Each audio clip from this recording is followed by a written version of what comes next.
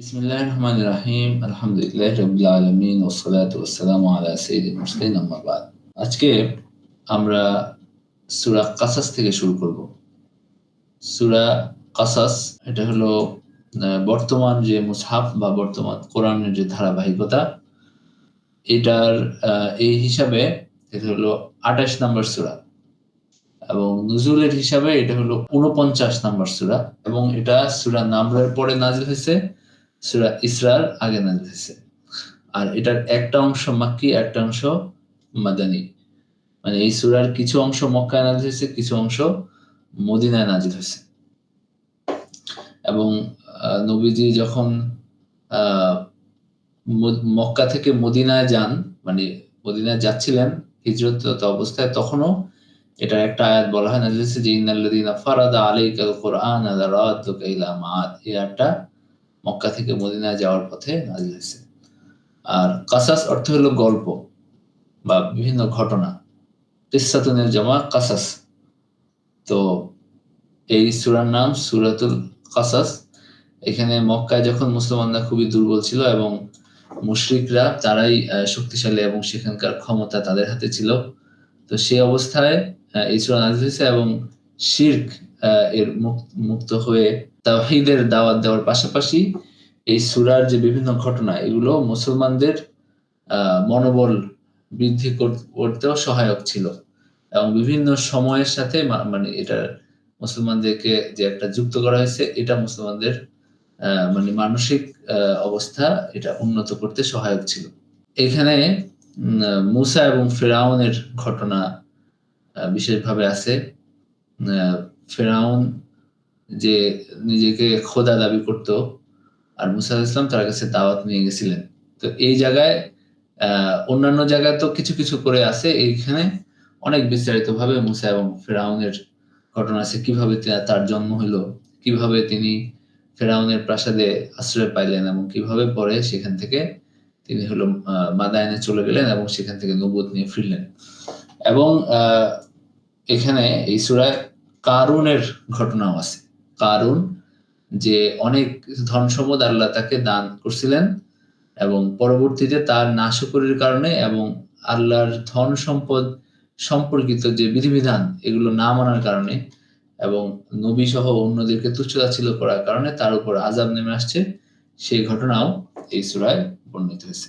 তো আমরা সূরাটা এটার ধারাবাহিক আলোচ্য বিষয়গুলো একটু দেখি। আউযু বিল্লাহি মিনাশ শাইতানির রাজীম। বিসমিল্লাহির রহমানির রহিম। তাসিম মিম তিলকা আয়াতুল কিতাবিল মুবিন। তাসিম মিম হুরুফে মুকাত্তাআত। আল্লাহু আ'লামু বিমুরাদিহি। মানে আল্লাহ এর অর্থ ভালো জানেন। তিলকা আয়াতুল কিতাবিল মুবিন, এগুলো সুস্পষ্ট কিতাবের আয়াত। নাতলু আলাইকা মিন নাবাই মূসা ওয়া ফিরআউন বিল হাক্কি লিকাওমিন ইউমিনুন। মূসা আলাইহিস সালাম এবং ফিরআউনের কিছু বৃত্তান্ত যথাযথভাবে আমি বিবৃত করছি এমন সম্প্রদায়ের উদ্দেশ্যে যারা ঈমান আনে। এখানে একটা জিনিস মানে একটু অতিরিক্ত যোগ করে দেই, সেটা হলো যে এই যে বিভিন্ন নবীদের ঘটনা এবং মানে বিভিন্ন পূর্ববর্তী আসমানি ধর্মের ঘটনা বা তাদের বিভিন্ন অপবিশ্বাস, তাদের যে বিভ্রান্তিগুলো, এগুলো যে বিস্তারিতভাবে কোরআনে তুলে ধরা হয়েছে, এটার একটা উদ্দেশ্য হলো যে আমরা যেন তাদের ধর্ম সম্পর্কে, তাদের যে ইতিহাস সম্পর্কে এবং তাদের যে বিভ্রান্তিগুলো সম্পর্কে আমরা যেন ওয়াকিবহাল থাকি। যেন তাদের কোনো প্রচারণায় আমরা যেন বিভ্রান্ত না হই বা তাদের কোনো কথা শুনে আমরা যেন চিন্তা না করি যে এটা আসলে সঠিক কিনা। যেহেতু এটা আসমানি ধর্ম, তো সুতরাং তাদের কোনো শুনে আমরা যেন একটা দ্বিধা বিভক্তিতে বা একটু কোনো বিভ্রান্তিতে পড়ে না যাই। যেমন দেখেন কোরআনে এই যে বনী ইসরাইলকে তাদেরকে যে আরজে মুকাদ্দাসার নিয়ন্ত্রণ নিতে বলা হয়েছিল, পবিত্র ভূমির নিয়ন্ত্রণ নিতে বলা হয়েছিল, সেটা কিন্তু কোরআনে মানে এই ঘটনা কোরআনে আছে। মানে কোন প্রেক্ষাপটে কোন সময়ে তাদেরকে বলা হয়েছিল যে তোমরা আরজে মুকাদ্দাসের নিয়ন্ত্রণ নাও, যখন এটা আমালেকাদের হাতে ছিল যারা মুশরিক, তাদের থেকে এটা নিয়ন্ত্রণ নিতে বলা হয়েছে এবং সেখানে যেন আল্লাহর রাসূলদের এবং তার প্রিয় বান্দাদের স্মৃতি বিজড়িত একটা জায়গায় যেন মুশরিকদের শাসন না থাকে। তাদেরকে বলা হয়েছে যে মানে এই আরদে মুকাদ্দাসা, এই পবিত্র ভূমি তোমাদের অধিকারে দেওয়া হলো, তোমরা এটা নিয়ন্ত্রণ নাও। তো এরপরেও অনেক ঘটনা হয়েছে, তারা সেখানে প্রথম যাইতে চায় নাই এবং তারা বলছে তুমি আর তোমার রব যাও গিয়ে যুদ্ধ করো। এই ধরনের কোন ঘটনাগুলির পরে এক পর্যায়ে সেখানে তারা যাইতে পারছে এবং সেটা নিয়ন্ত্রণ দিছে। তো এই যে দেখেন, এই ঘটনা তো কোরআন আমাদেরকে বলছে, আমরা এই ঘটনাটা জানি। এই কারণে যখন এখন যে ইহুদিদের একটা গোষ্ঠী জয়নবাদী যারা, তারা যে এখন হলো প্রচার করে যে তাদেরকে পবিত্র ভূমির মালিকানা দেওয়া হয়েছে এবং তারা এখানে এই জন্য দখল করার জন্য আসছে বা দখল করে দিছে।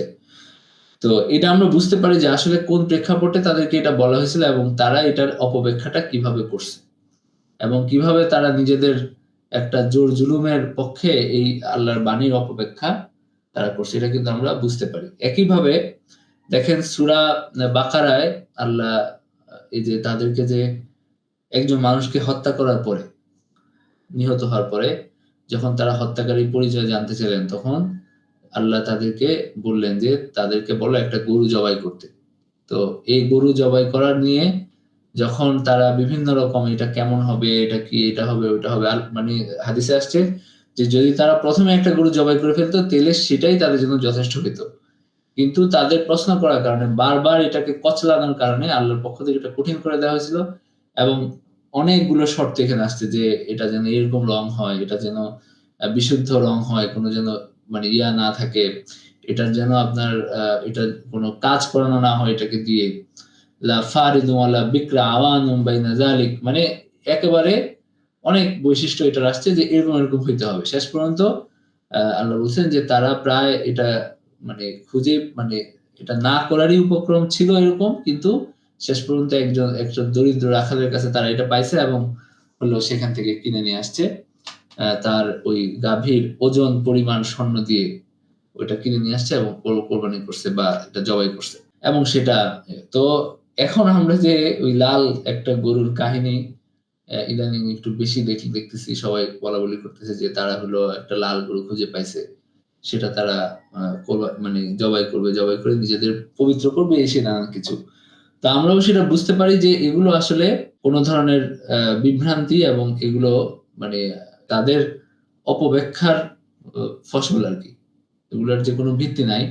তাদের যে সমস্ত ব্যাপার আ মোটামুটি যেটার ভিত্তি আছে এবং যেটা আমাদের জানা দরকার সেটা কিন্তু আল্লাহ বলে দিছেন এবং সেটা হাদিসেও বিভিন্নভাবে তাদের ঘটনাগুলি আসছে। কিন্তু এগুলো যে তারা বানাইছে, এগুলোর সাথে আসলে সত্যের তেমন কোনো সম্পর্ক নাই। এগুলো হলো তাদের বানানো ইচ্ছা কাহিনী। আ এটা হলো ব্যাপার আরকি।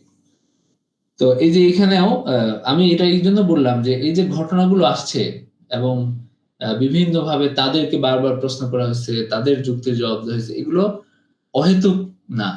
আমার কাছে মনে হয় যে এগুলো আমরা কেন পড়তে উঠতেছি? আমাদের তো পড়ার কিছু নাই। আসলে এগুলো জানাটা আমাদের জন্য জরুরি। কারণ এই ধর্মগুলো, এটার অস্তিত্ব দুনিয়াতে তখনও ছিল এবং আল্লাহ জানতেন যে এটা থাকবে। এবং তাদের সাথে আমাদের একটা একই দুনিয়ায় আমাদের বসবাস করতে হবে এবং তাদের সাথে সবসময় একটা হলো আ মোকাবেলার একটা থাকবেই। এটা হলো বিষয়। তো যাই হোক, এরপরে এখানে আল্লাহ যেটা বলছেন যে, "আমি তোমার কাছে মূসা এবং ফিরআউনের ঘটনা যথাযথভাবে বর্ণনা করছি।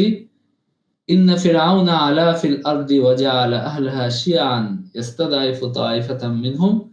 নিশ্চয়ই ফিরআউন জমিনের বুকে অহংকারী হয়েছিল এবং সেখানকার অধিবাসীদেরকে বিভিন্ন শ্রেণীতে বিভক্ত করেছিল।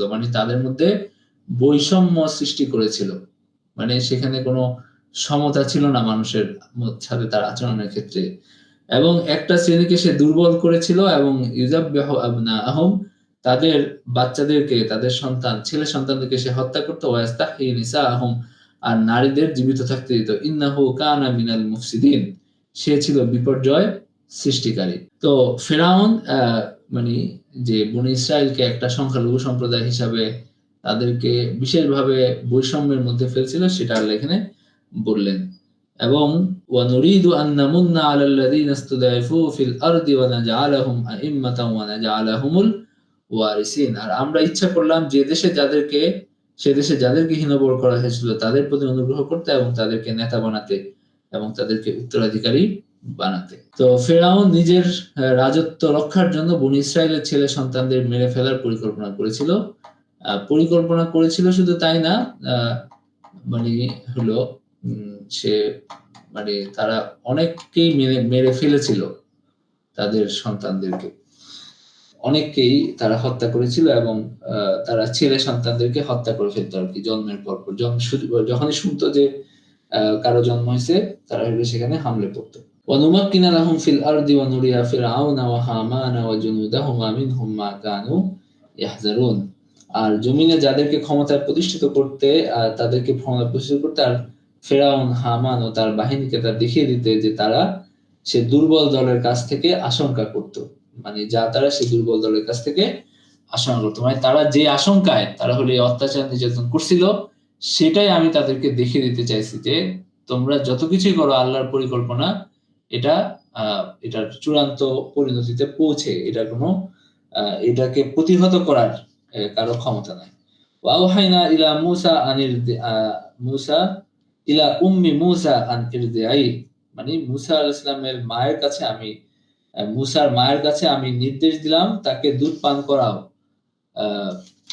ফাইদা খিফতি আলাইহি, মানে যখন তার ব্যাপারে তুমি কোনো আশঙ্কা করবে ফালকিহি ফিল ইয়াম্মি, তখন তাকে সমুদ্রে নিক্ষেপ করবে বা দরিয়ায় নদীতে নিক্ষেপ করবে। ওয়ালা তাখাফি ওয়ালা তাহজানি, এবং এটা ভয় করো না এবং পেরেশানও হও না। ইন্না রাদুহু ইলাইকি ওয়া জাইলুহু মিনাল মুরসালিন, আমি তাকে তোমার কাছে ফিরিয়ে দিব এবং তাকে হলো নবী বানাবো।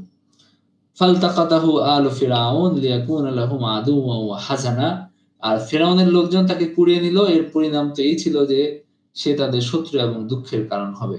মানে ফেরাউন তাকে পালক হিসাবে গ্রহণ করলো।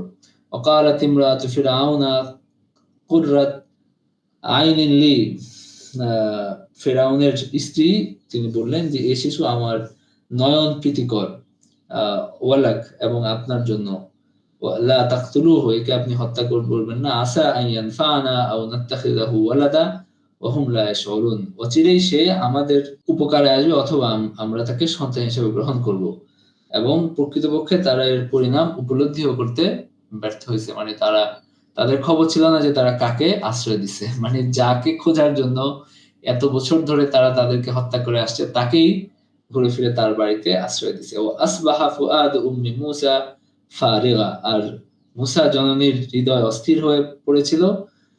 ইন কাদাত লাতুবদি বিহি লাউলা আন রাবাতনা আলা কলবিহা লিতাকুনা মিনাল মুমিনিন, যাতে সে আস্থাশীল হয় সেজন্য আমরা তার হৃদয়কে দৃঢ় করে না দিলে সে তার পরিচয় তো প্রকাশ করেই দিত। মানে উনি এত অস্থির হয়ে গেছিলেন যে যদি আল্লাহ তাকে দৃঢ়তা দান না করতেন তাহলে তার অস্থিরতার কারণে মানুষ বুঝে যাইত যে এটা তাদেরই বাচ্চা। ওয়াকালাত লি উখতিহি কুসি, আর সে মুসার বোনকে বলল যে এর পিছন পিছন যাও, এবং সে দূর থেকে তাকে দেখছিল অথচ তারা তো উপলব্ধি করতে পারছিল না। মানে যখন তাকে নদীতে ভাসায় দেওয়া হলো এবং এটার সাথে সাথে মুসা আলাইহিস সালামের বোন তিনি যাচ্ছিলেন যে কারা এটাকে নেয়, এবং তিনি গিয়ে সেখানে তখন দেখা গেল যে এই শিশু কারো দুধ খায় না। তখন এই মুসা আলাইহিস সালামের বোন তাদেরকে বললেন যে আমি একজনকে জানি যে হলো এই শিশুর মানে দুধ পান করাতে পারবে। তখন তারা আবার মানে হলো তার মায়ের কাছেই তাকে এইভাবে ফিরিয়ে দেওয়া হলো। হারামনা আলাইহিল মারাদিআ মিন ক্বাবল ফাকালাত হাল আদুল্লুকুম আলা আহলি বাইতিন ইয়াকফুলুনা, মানে আমরা পূর্ব থেকেই মানে তাকে ধাত্রী স্তন্যপানে বিরত রেখেছিলাম, মানে উনি কোনো দুধ খাচ্ছিলেন না কারো। তখন মুসা আলাইহিস সালামের বোন যখন বললেন যে আমি কি এমন একটা ঘর দেখাবো যারা তার দায়িত্ব নিতে পারে এবং যারা তাকে লালন পালন করতে পারে। তখন ফারাদাদনাহু ইলা উম্মিহি, এবং এইভাবে আল্লাহ আবার মার কাছে তাকে ফেরত দিলেন। কাই তাকাররা আইনুহা ওয়ালা তাহজান, যেন তার চোখ শীতল হয় এবং তিনি দুঃখ না করেন। ওয়ালিতাআলামা আন্না ওয়াদাল্লাহি হক, এবং তিনি জানতে পারেন যে আল্লাহর ওয়াদা সত্য। ওয়ালাকিন্না আকসারাহুম লা ইয়ালামুন, কিন্তু মানুষ এটা জানে না। আল্লাহ সত্যই ওয়াদা করছিলেন এবং তিনি আবার তাকে ফেরত দিয়েছেন। এইভাবে তার সন্তান তার কাছে ফিরে আসছে, কিন্তু ফিরে আসছে ফিরাউনের মানে হিসাবে শিশু, বা তার রাজপ্রাসাদের শিশু হিসাবে। তার নিজের সন্তানই তার কাছে ফিরে আসছে রাজপ্রাসাদের সন্তান হিসাবে। তো এইটা গেল প্রথম রুকুর আলোচনা। এরপরে যখন তিনি দ্বিতীয় রুকুতে আল্লাহ বলছেন যখন তিনি যুবক হয়েছেন তখন ওয়াস্তাওয়া আতাইনা হুকমান ওয়া ইলমা, তাকে আল্লাহ ইলম এবং জ্ঞান দান করছেন এবং ওয়া দাখালাল মাদিনাতা আলা হিন গাফলাতিন মিন আহলিহা ফাওয়াজাদা ফিহা রাজুলাইনি ইয়াকতাতিলান। তিনি যখন মদিনাবাদ শহরে তিনি প্রবেশ করলেন একবার এবং তিনি দেখলেন যে দুইজন লোক তারা হলো লড়াই করছে, মানে সংঘর্ষ করছে। হাজা মিন শিয়াতিহি, একজন তার নিজের সম্প্রদায়ের, আরেকজন ইবতিদের সম্প্রদায়, মানে বিরোধী পক্ষের। ফাস্তাগাসাহুল্লাযী মিন শিয়াতিহি আলাল্লাযী মিন আদুহি, মানে যে হলো তার দলের, মানে উনি তার কাছে সাহায্য চাইলেন যে আমাকে আপনি সাহায্য করেন।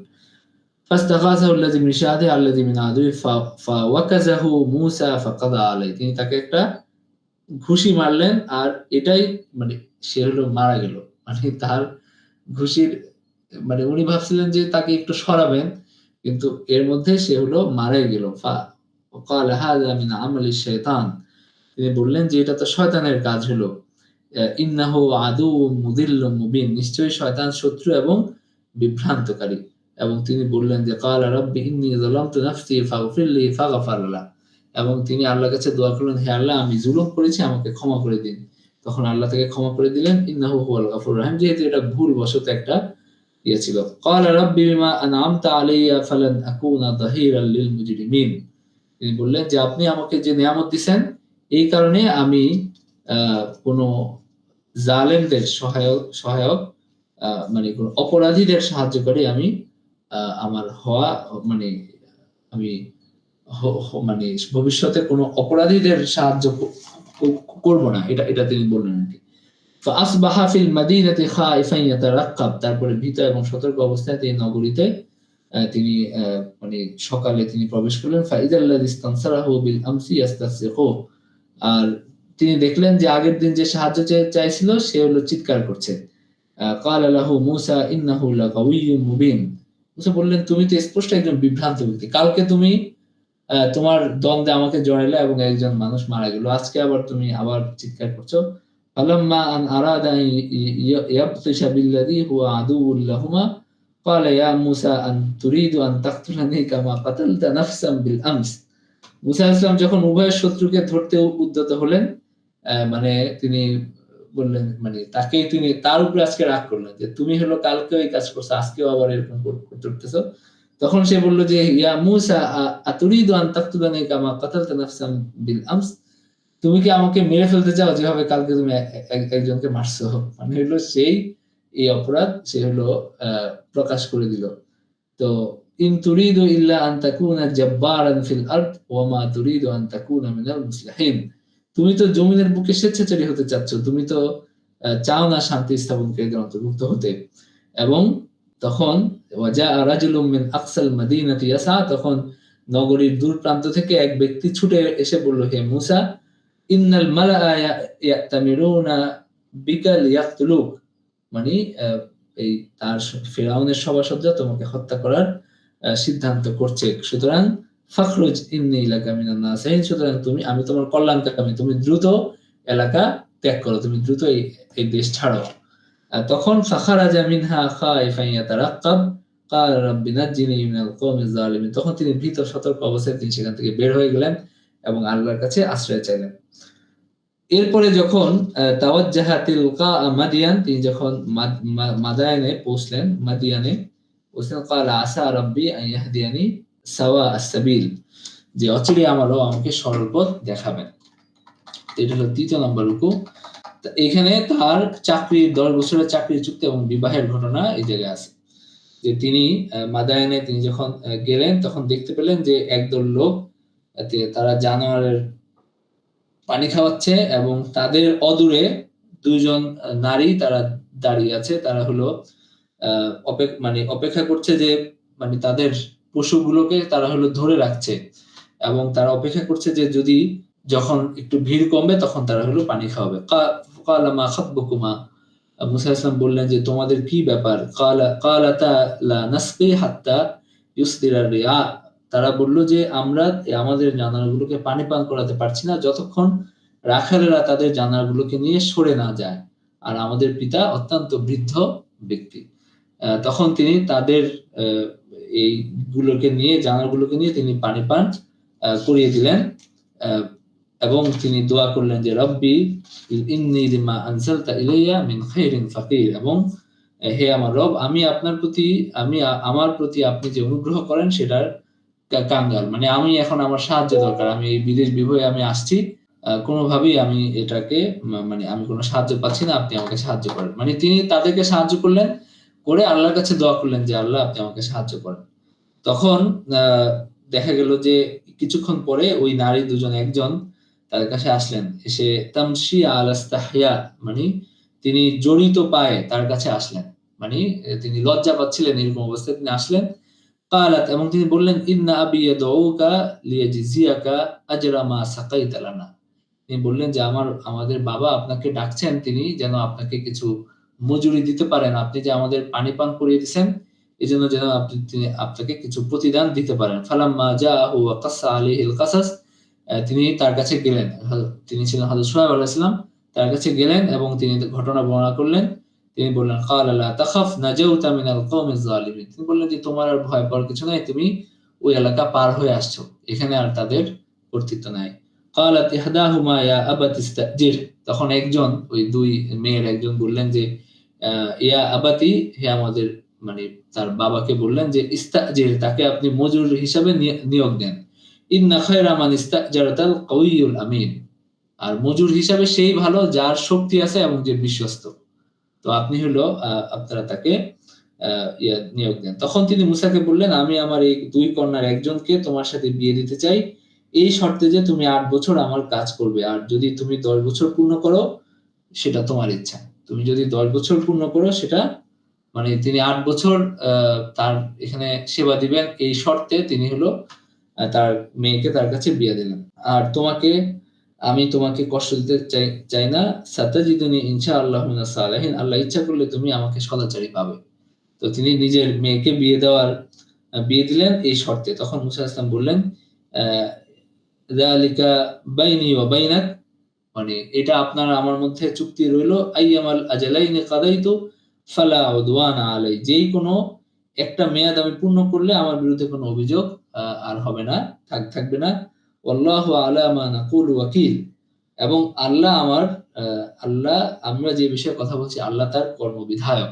সুতরাং আল্লাহ এখানে এমন একটা বিয়ের কথা বর্ণনা করলেন যেখানে তিনি বিয়ে করলেন তার পরিবারে, মানে সেখানে সেবা দেওয়ার বা সেখানে কিছু কাজকর্ম করে দেওয়ার শর্তে, এবং হলো তাদের বললেন যে এটা আমাদের মধ্যে চুক্তি হিসেবে থাকলো। তো এই কারণে আসলে মানুষের মানে হলো যে মানুষের প্রেক্ষাপট নানান রকম, এবং তাদের যে অবস্থা, সেই অবস্থা হিসেবে তাদের যে সেই বিবাহ পরবর্তী তার দায়িত্ব কর্তব্য সবকিছুই আসলে বিভিন্ন রকম হয়। এবং ইসলামী শরীয়তেও বিয়ের সময় শর্ত করার বিধান বা শর্ত রাখার বিধান আছে, এবং এখানে নানান রকম শর্ত আগে দেওয়া হইতো, এবং বিভিন্ন রকম বৈবাহিক জীবনটা আসলে হইতো, যেটা কিছু মানুষ যেটা মনে করে বা প্রচার করে যে হলো একটা মানে একরকম একটা হলো মডেল, তারা মনে করে যে এটাই হলো এটা আসলে মানে তাদের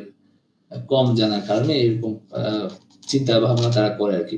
ফালাম্মা কাদা মূসা আল আজালা ওয়া সারা বিআহলিহি আনাসা মিন জানিবি তুরি নারা, এরপরে চতুর্থ রুকুতে আল্লাহ বলছেন ওই যে তারা ওই যে 8 বছর তিনি সেখানে থাকলেন, তাদেরকে সেবা দিলেন, এবং এক মেয়ে মারা গেছিলেন, আরেক মেয়েকে তিনি বিয়ে করছেন, এরকম সম্ভবত আছে। তো তিনি তার ওই স্ত্রীকে নিয়ে ফিরছিলেন, তিনি মানে ওই স্ত্রীকে নিয়ে যখন ফিরছিলেন তখন আনাসা মিন জানিবি তুরি নারা, তিনি দেখলেন তুরের পাহাড়ের পাশে এখানে আগুন জ্বলছে। তখন তিনি তার স্ত্রীকে বললেন উমকুসু ইন্নী আনাস্তু নারা, আমি আগুন দেখতে পাচ্ছি, লাআল্লি আতিকুম মিনহা বিখাবারিন আও জাযওয়াতিন মিনান নারি লাআল্লাকুম তাসতালুন। বলা হয় যে তিনি তখন গর্ভবতী ছিলেন, তার স্ত্রী। তিনি বললেন যে তুমি এখানে বসো, আমি হলো একটু গিয়ে দেখি যে আগুনটা, আমি সেখান থেকে আগুন নিয়ে আসতে পারি কিনা, বা হলো আমি সেখান থেকে মানে কিছু একখণ্ড জ্বলন্ত কাঠ যদি আনতে পারি তাও আমাদের একটু ওম হবে, মানে একটু আগুন আমরা পোহাতে পারবো। ফালাম্মা আতাহা নুদিয়া মিন শাতিল ওয়াদিল আইমান, যখন মুসা ইসলাম আগুনের কাছে পৌঁছলেন তখন উপত্যকার ডান পাশ থেকে এবং বরকতময় উপত্যকা থেকে একটা গাছ থেকে, বরকত উপত্যকার একটা গাছ থেকে মানে হলো তাকে ডাকা হলো, ইয়া মুসা ইন্নী আল্লাহু রাব্বুল আলামিন, যে হে মুসা আমি আল্লাহ রাব্বুল আলামিন, আমি বিশ্ব জাহানের প্রতিপালক। আন আলকি আসাক, এবং তাকে মানে ওটা ছুঁড়ে মারতে বলা হলো, এবং ওটা একটা মানে সাপে রূপান্তরিত হলো। এরপরে মানে তাকে যে মুজিজা দেওয়া হলো সেটা এখানে বলা হয়েছে, এবং তিনি বললেন যে রাব্বি ইন্নী কাতালতু মিনহুম নাফসান ফাআখাফু আন ইয়াকতুলুন, এবং তাকে দাওয়াত দেওয়ার দায়িত্ব হলো। তিনি বললেন যে হে আল্লাহ, আমি তো ভয় পাচ্ছি যে তারা আমাকে হত্যা করে ফেলে কিনা, এবং তিনি হারুনকেও তার সহায়ক হিসাবে দিতে বললেন। তিনি বললেন যে হুয়া আফসাহু মিন্নী লিসানান ফাআরসিল মাইয়া মানে রিদ্দা, তো সে হলো স্পষ্টভাষী, সুতরাং তাকে আপনি আমার সাথে দেন। তখন আল্লাহ বললেন যে আমি তোমার ভাইকে তোমার সাথে দিলাম, এবং তোমাকে আমি শক্তিশালী করব, এবং এরকম না যে তারা তোমাকে হত্যা করে ফেলবে, এটা তাদের পক্ষে সম্ভব না। এবং তখন তিনি মুসা ইসলাম আয়াত নিয়ে যখন তার কাছে আসলো, মানে ফেরাউনের জাতির কাছে, তারা বলল যে এটা তো একটা জাদু ছাড়া কিছুই না। আমরা যেটা আগে পড়ে আসছি যে এই জাদুর মোকাবেলায় তারা জাদুকর উপস্থিত করলো, এবং সেখানে জাদুকররাও তার মানে ঈমান গ্রহণ করলো, এবং এক পর্যায়ে তারা হলো এই অবাধ্যতার কারণে আল্লাহ তাদেরকে শাস্তি দিলেন এবং তাদেরকে ধ্বংস করে দিলেন। 5 নাম্বার রুকুতে আল্লাহ আগের জাতিগুলোর ধ্বংসের বর্ণনা করা হয় যাতে সবাই শিক্ষা নিতে পারে। এখানে আগের বিভিন্ন জাতির মানে ধ্বংসের কথা আল্লাহ এখানে বলছেন। এখানে আল্লাহ বারবার এটা বলছেন যে ওয়ামা কুনতা বিজানিবিল গারবি ইয কাদাইনা ইলা মুসাল আমর ওয়ামা কুনতা মিনাশ শাহিদিন, আমি যখন মুসাকে বিধান দিয়েছিলাম তখন আপনি পশ্চিম প্রান্তে উপস্থিত ছিলেন না, মানে আপনি সেখানে ছিলেন না। এই যে আপনি ঘটনা বর্ণনা করছেন, তার মানে হলো এটা একটা মুজিজা, যে এটা পুঙ্খানুপুঙ্খানুভাবে সঠিকভাবে যে ঘটনাটা বর্ণনা করা হচ্ছে এবং কোনো দ্বিধা দ্বন্দ্বের অবকাশ না রেখে, এটা একটা মুজিজা। ওমা কুনতা বিজানিবি তুরি ইয নাদাইনা, এবং আমি যখন মুসাকে ডাকছিলাম, মানে ডেকেছিলাম, তখন আপনি ওই তুরের পাশে ছিলেন না, তুর পাহাড়ের পাশে। সুতরাং বস্তুত এটা আপনার রবের কাছ থেকে দয়াস্বরূপ, যাতে আপনি এমন এক সম্প্রদায়কে সতর্ক করতে পারেন যাদের কাছে আপনার আগে কোনো সতর্ককারী আসে নাই, যেন তারা উপদেশ গ্রহণ করে। যাই হোক, এরপরে ওয়ালাউলা আন তুসিবাহুম মুসিবাতুম বিমা কাদ্দামাত আইদিহিম ফায়াকুলু রাব্বানা লাউলা আরসালতা ইলাইনা রাসূলান, আর রাসূল না পাঠালে তাদের কৃতকর্মের জন্য কোনো বিপদ আসে, তারা বলতো যে আপনি তো আমাদের কাছে কোনো রাসূল পাঠান নাই, একটা অজুহাত দেখানোর তারা সুযোগ পাইতো। ফালাম্মা জাআহুমুল হাক্কু মিন ইনদিনা, আর যখন আমাদের কাছ থেকে তাদের কাছে সত্য আসলো, তারা বলতে লাগলো মুসাকে যেরকম দেওয়া হয়েছিল তাকে সেরূপ দেওয়া হলো না কেন? কিন্তু আগে মুসাকে যা দেওয়া হয়েছিল সেটাও তারা অস্বীকার করছে। মানে মুসা ইসলামকে যেরকম লাঠির মুজিজা দেওয়া হয়েছিল, তারা বলছে যে এরকম একটা মুজিজা যদি থাকতো তাহলে আমরা দেখে বিশ্বাস করতাম। কিন্তু আল্লাহ বলছেন যে সেটাও তারা অস্বীকার করছে। তো সুতরাং যারা ঈমান আনার, তারা যে অন্য যে নিদর্শন আছে এগুলো দেখেই তারা ঈমান আনবে। তো এগুলো ছিল এই রুকুর আলোচ্য বিষয়। এরপরে 6 নাম্বার রুকুতে আল্লাহ বলছেন যে প্রকৃত সৎকর্মশীল খ্রিস্টান এবং ইহুদিরা কোরআনের সত্যতা বুঝতে পারে এবং অনুভব করে যে কোরআন শোনার আগে থেকেই তারা মুসলিম। আল্লাযীনা আতাইনাহুল কিতাবা মিন ক্বাবলিহি হুম বিহি ইউমিনুন ওয়া ইযা ইউতলা আলাইহিম ক্বালু আমান্না বিহি আন্নাহুল হাক্কু মির রাব্বিনা ইন্না কুন্না মিন ক্বাবলিহি মুসলিমিন। যারা ওইখানে ধর্মপরায়ণ এবং যারা তাদের কিতাব পড়ে, তারা কোরআন শুনে বুঝতে পারে যে এটা আসলে একই সুরে বলা এবং এটা আসলে আল্লাহর কাছ থেকে আসছে, এটা তারা বুঝতে পারে। যে কোরআনে সূরা মানে ইয়াতে 7 পারার শুরুতে যে আছে ওয়াইদা সামিউ মা উনজিলা ইলার রাসূল, যখন তারা রাসূলের কাছে যেটা নাযিল হয়েছে সেটা যখন তারা শুনলো, তখন তারা আয়ুনাহুম তাফিদু মিনাদ দামআ, আপনি দেখবেন যে তাদের চোখ অশ্রুতে ভেসে যাচ্ছে, কারণ তারা হলো বুঝতে পারছে যে এটা হলো আল্লাহর পক্ষ থেকে আসছে। তো আল্লাহর পক্ষ থেকে যে বাণী আসছে সেটা এরকম মানুষের অন্তরে প্রভাব সৃষ্টি করে, মানুষ বুঝতে পারে যে এটা আল্লাহর পক্ষ থেকে আসছে, যাদের অন্তরে ঈমান আছে। এবং নবীজি কাউকে হেদায়েত দিতে পারেন না, আল্লাহই হেদায়েতের মালিক। নবীজি কাউকে হেদায়েত দিতে পারেন না, বরং হেদায়েতের মালিক আল্লাহ। নবীজি শুধু মানুষের কাছে দাওয়াত পৌঁছে দিতে পারেন। আল্লাহ বলেন ইন্নাকা লা তাহদি মান আহবাবতা ওয়ালাকিন্নাল্লাহা ইয়াহদি মান ইয়াশা ওয়া হুয়া আ'লামু বিল মুহতাদিন, আপনি যাকে ভালোবাসেন তাকে হেদায়েত করতে পারেন না, বরং আল্লাহ যাকে চান তাকে হেদায়েত করতে পারেন। ওয়াকালু ইন নাত্তাবিউল হুদা মাআকা নাতাখাত্তাফ মিন আরদিনা, আর তারা বলে আমরা যদি আপনার সাথে সৎ পথ অনুসরণ করি তবে আমাদেরকে দেশ থেকে উৎখাত করা হবে।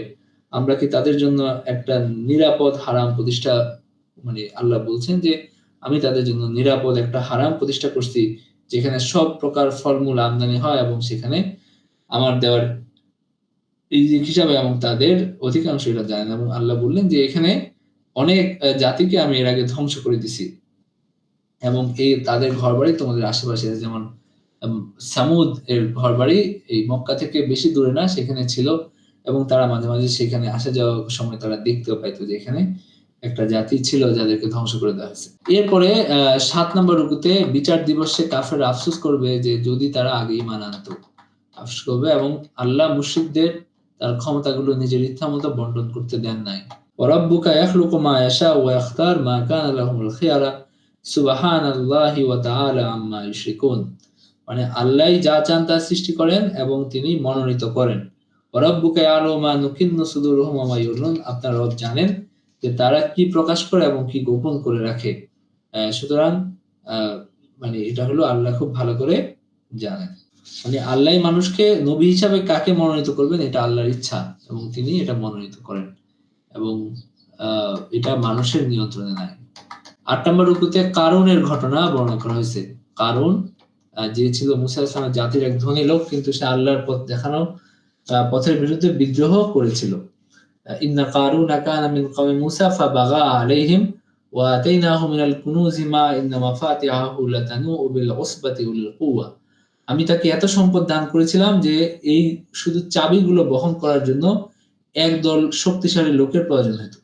তার কারুনের যে ধন ভান্ডারের যে চাবি এটা বহন করার জন্য একটা লোক বহর লাগতো। ইন্না ইয ক্বালা লাহু কওমুহু লা তাফরাহ ইন্নাল্লাহা লা ইউহিব্বুল ফারিহিন। তার সম্প্রদায় তাকে বলেছিল যে তুমি অহংকার করো না, আল্লাহ অহংকারীদের পছন্দ করেন না।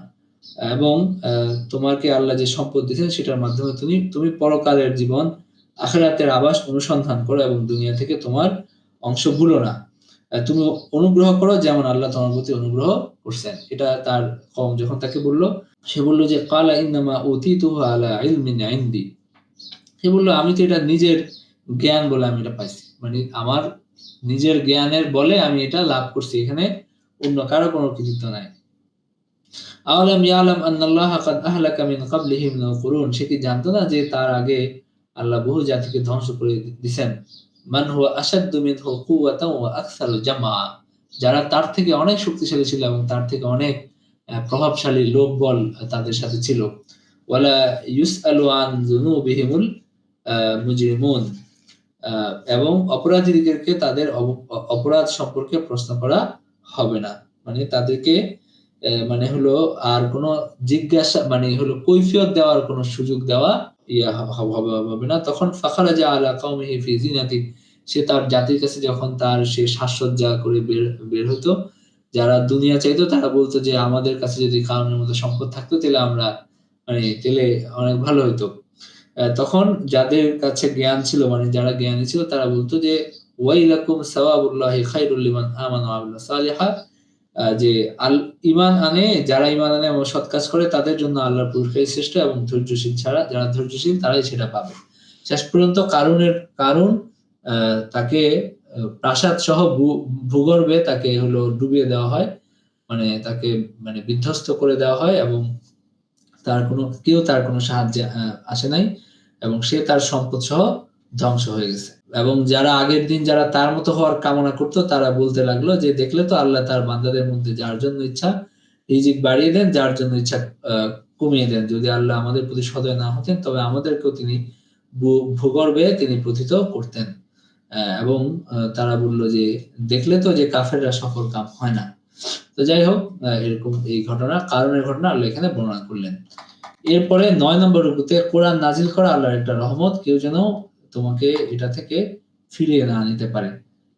আল্লাহ বলছেন যে ইন্নাল্লাযী ফারাদা আলাইকাল কুরআনা, যিনি আপনার জন্য কোরআনকে করেছেন বিধান, তিনি আপনাকে অবশ্যই ফিরিয়ে নেবেন।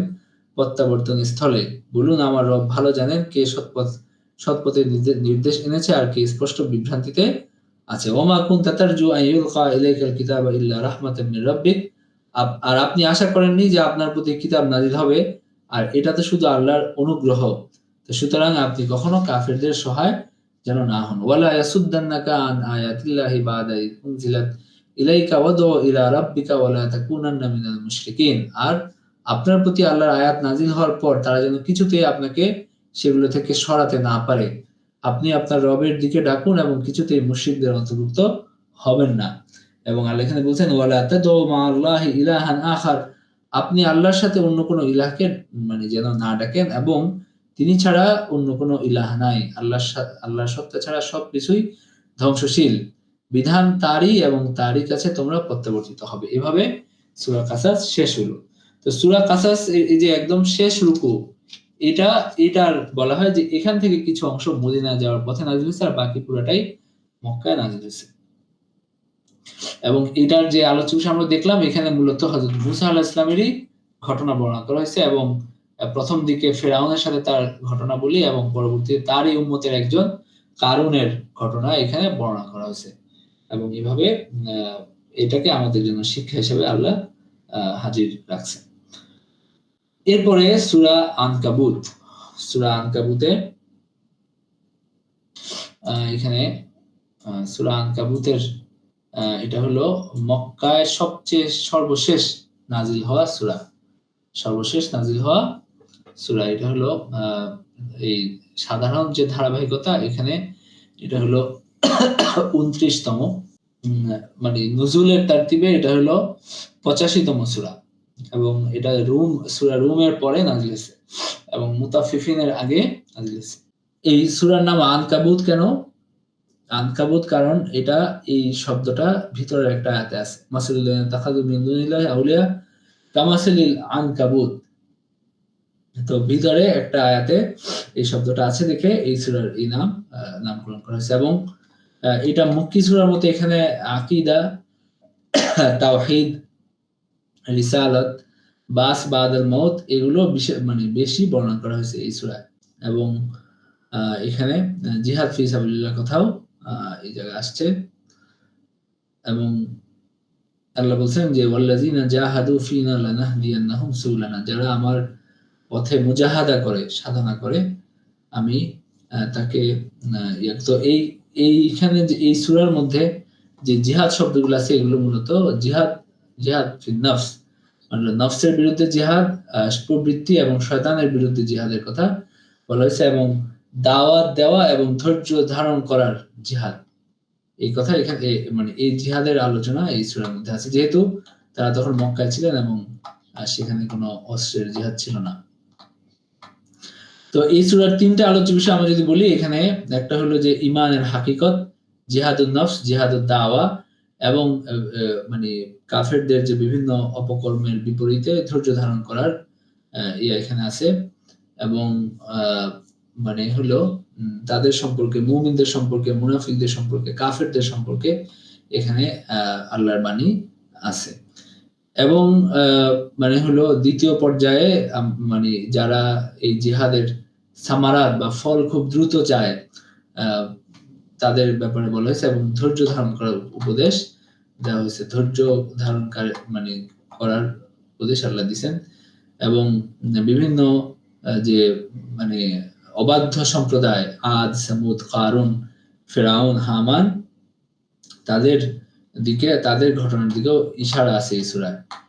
এবং এই সূরায় আহলে কিতাবদেরকে দাওয়াত দেওয়ার পদ্ধতি শিক্ষা দেওয়া হয়েছে, যে কিভাবে তাদের সাথে উত্তম ভাবে মুজাদালা বা হলো বিতর্ক করতে হবে এবং তাদেরকে দাওয়াত দিতে হবে। এটাও এই সূরার মধ্যে বর্ণিত আছে। তো আমরা একটু দেখি এই সূরার ধারাবাহিক আলোচ্য বিষয়গুলো একটু দেখি।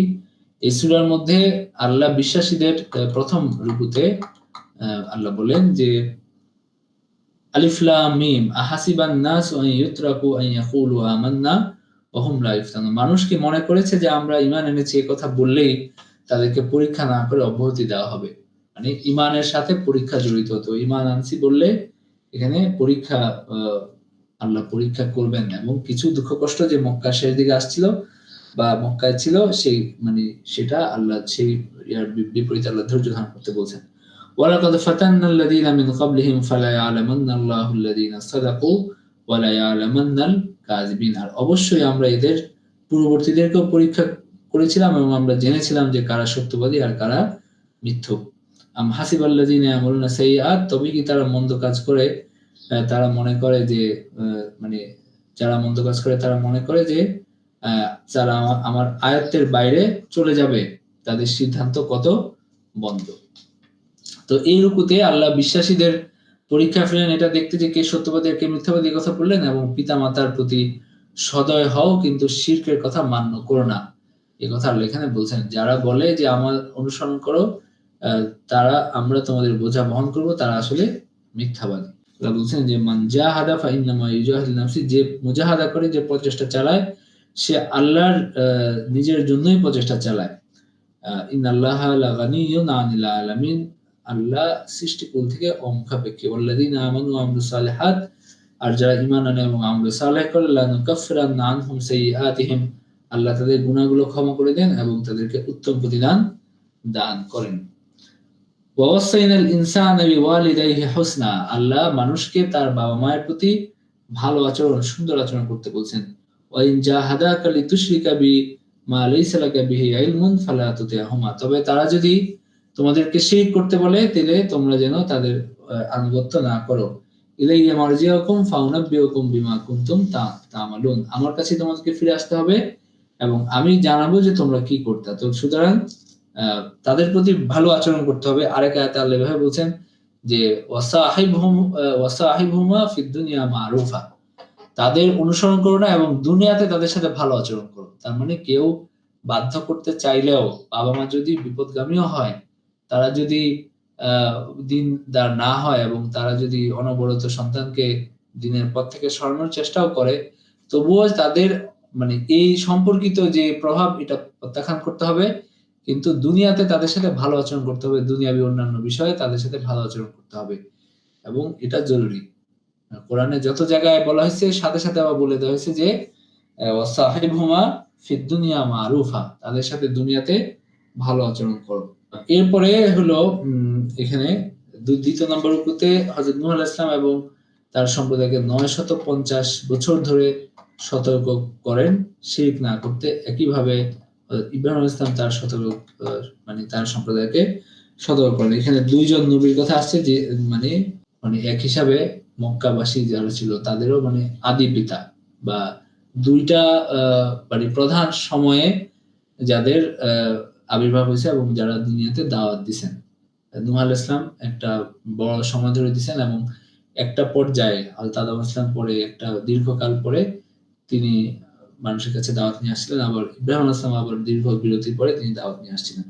তো এই দুইজন নবীর কথা বলা হয়েছে। ওয়ালাকাদ আরসালনা নূহান ইলা কওমিহি ফালাবিসা ফীহিম আলফা সানাতিন ইল্লা 50 আমা, আমি নূহকে তার সম্প্রদায়ের কাছে পাঠিয়েছিলাম, তিনি তাদের দাওয়াত দিয়েছিলেন প্রায় 1000 বছর।